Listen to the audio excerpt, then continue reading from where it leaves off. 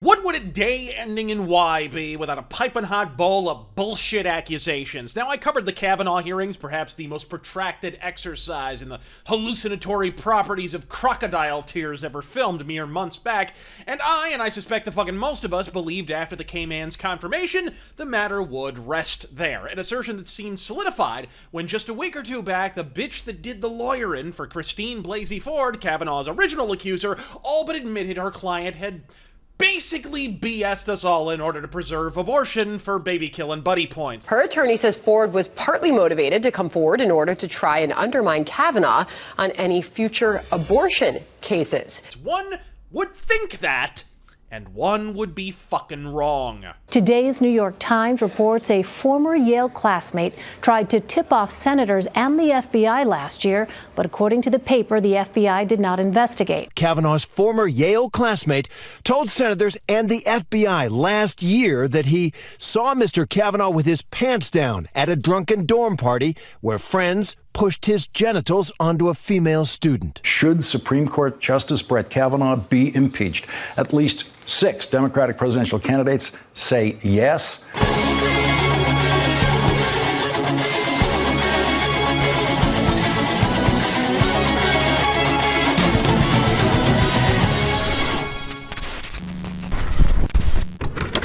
Now, pardon if I stumble over any of the stupid here, but from what I gather, Brett Kavanaugh is alleged to have attended yet another Red Solo Cup college kegger, where a Ricky Martin American cupped his cock, brushed his glands against some lager swilling thunderslag. Voila! Impeach the asshat. Vagina rights are back on the menu.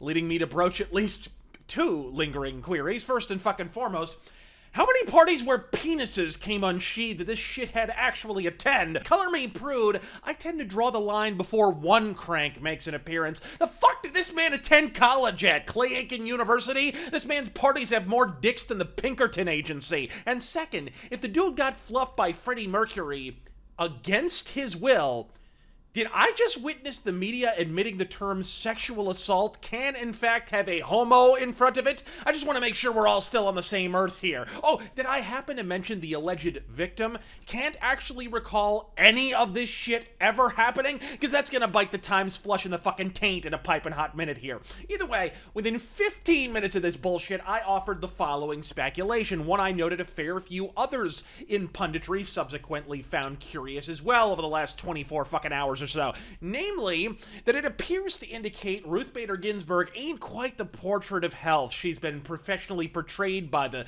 mainstream media as lately, because why try to kneecap the court, particularly with this weak-ass bullshit, if she actually is? Never mind her recent commencement appearance in Buffalo, I think, where she had to be held up to receive her award and looked like if the air conditioning came on, she'd fucking disintegrate. Are you gonna believe the media or your lying eyes? All this over Roe v. Wade, pro-abortion, anti-abortion, testicular torsion, whatever your position, Roe v. Wade was shit, folks. Not according to me, not according to Pat Buchanan, Donald Trump, or the 700 Club. According to Roe! Jane Roe's story was a terrible one. She said she had been gang raped, gotten pregnant, was desperate to get an abortion. That's what everyone believed, as long as Jane Roe remained anonymous. When she went public, she told a different story. You were raped while you were in Georgia?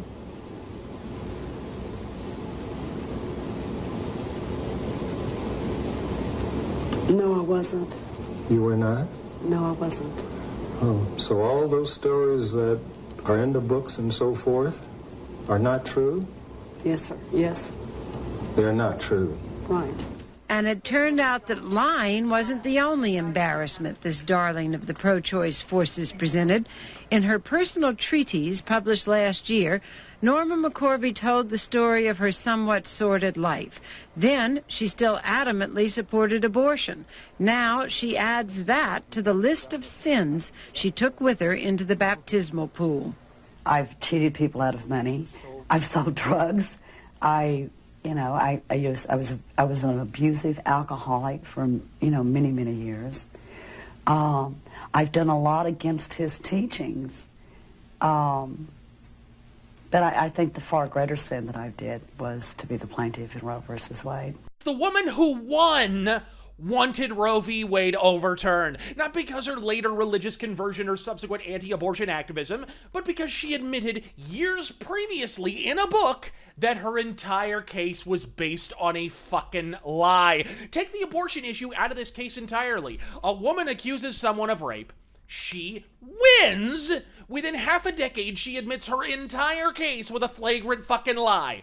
Now, tell me, is there any chance in nine hells we don't at least try to have that case overturned thereafter? Yet here we sit in 2019, and the very idea of overturning Roe v. Wade is portrayed as a virtual impossibility, even though the plaintiff in the fucking case went to her grave in 2017, still wanting it motherfucking nullified. Folks, fucking process this. We are literally at the point where the left would rather lie to counter being caught in a lie, in defense of a lie, than, God forbid, put the issue of abortion up for a fucking vote. You don't have to be almost anti-abortion to recognize how latently undemocratic and goddamn ridiculous that statement is. And ironically, in all this, Ruth Bader Ginsburg herself agrees. Cue the rallying cry. Activist judges, hunky-dory. Thurgood Marshall legislating for the bench, A1 fucking alright. A second unsubstantiated assault claim against Kavanaugh mere minutes after the last one's lawyer admitted she made that shit up? Fuck that shit. Impeach him. And then, and here's the part that pumps my pooper full of happy gas. The New York Times, after reviewing the journalistic bona fides of the allegation, namely the yawning stinkhole where they should fucking be. The book gives the name of the woman involved in that story and then specifies that she, quote, has also refused to discuss the incident, though several of her friends said she does not recall it. The Times later on Sunday added that line to the end of the paragraph about Max Dyer's accusation. That line in the Times now reads, the female student declined to be interviewed and friends say she does not recall the episode.